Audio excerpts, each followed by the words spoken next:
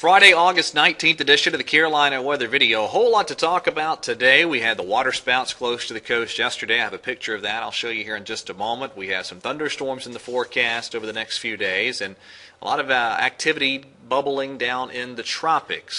So let's kind of get right into it. First of all, there's an image from one of our viewers sent in of the water spout, and there were a few of them up and down the Carolina coast yesterday, but this was one near Carolina Beach, and that one actually wound up moving ashore and was classified as an EF0 tornado. There's all the storm reports from yesterday, and there was a lot of them. It was a pretty active weather day.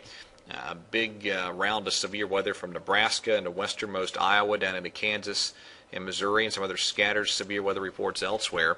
This morning, here's how the radar looks. You have some showers and some thunderstorms in eastern Kentucky into West Virginia and western parts of Virginia itself, and that is with the disturbance that's dropping southeast, and that's going to probably bring us a decent round of scattered showers and storms to much of the foothills and the Piedmont as we get later on into the day today.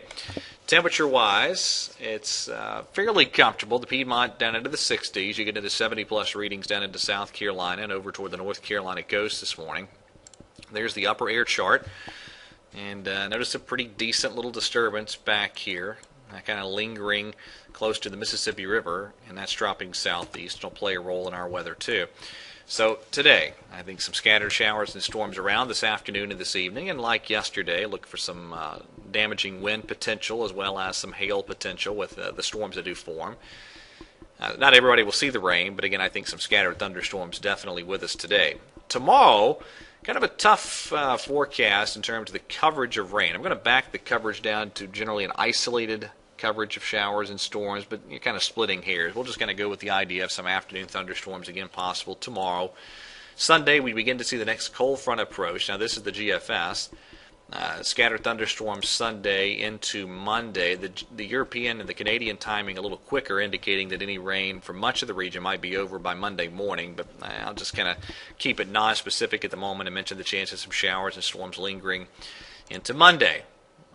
There's Tuesday evening on the GFS, and then you get into more activity as the next front approaches Wednesday, Thursday, and Friday of next week. But a lot of the forecast later next week will have to do with the tropics. So let's kind of get right into it. First of all, we do have a tropical depression this morning. It is Tropical Depression 8 located in the Caribbean Sea. It's actually centered very near the coast of Honduras, and then two tropical waves further out into the Atlantic. Let's take these one at a time. First of all, the tropical depression in the Caribbean Sea. Again, it's located very close to the coast of Honduras. This will continue heading off to the west or west-northwest, moving into Central America, flooding the big problem down that way. This will not be a factor for the U.S. at all. Now, way on the easternmost Atlantic, the wave that just emerged off of Africa is pretty intense, and most of the modeling does try to develop this, but it looks like this is going to take more of a northerly route, and probably the end game for this is a recurving scenario, but it's a little early for any confidence with that. It's still way out there, but this one looks to take more of a northerly track. The most interesting disturbance for the U.S. interests are what's with the wave here in the central Atlantic. It's further south.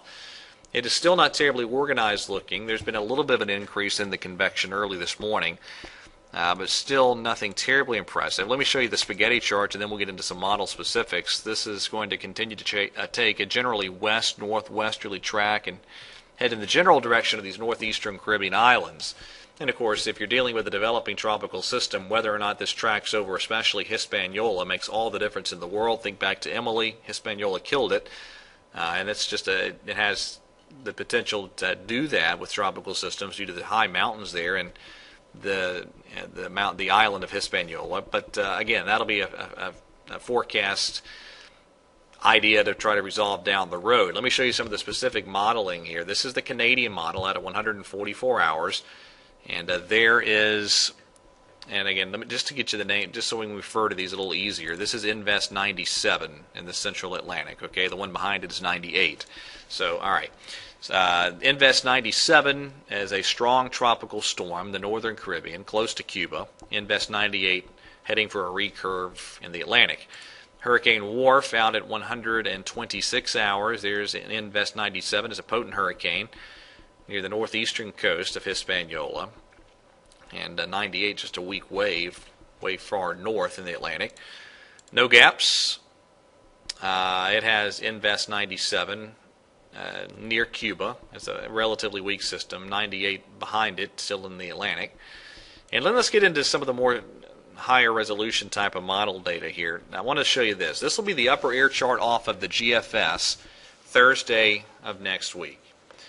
All right, now what you're going to see happen here is on the GFS model, this trough swinging into the eastern part of the country will miss the tropical system. Whereas on the European, at the same time frame, the trough is more well defined and it does pick up the tropical system. So you end up with some different solutions here.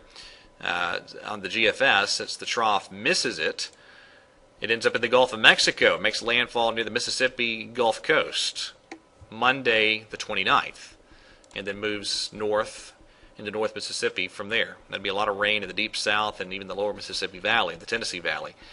But again, on the European, where the trough does pick it up, you get this scenario. It moves into South Florida Friday morning of next week, the 26th, and then from there lifts north just off the South Carolina coast and then grazes through the North Carolina coast and the Outer Banks by Sunday evening, the 28th.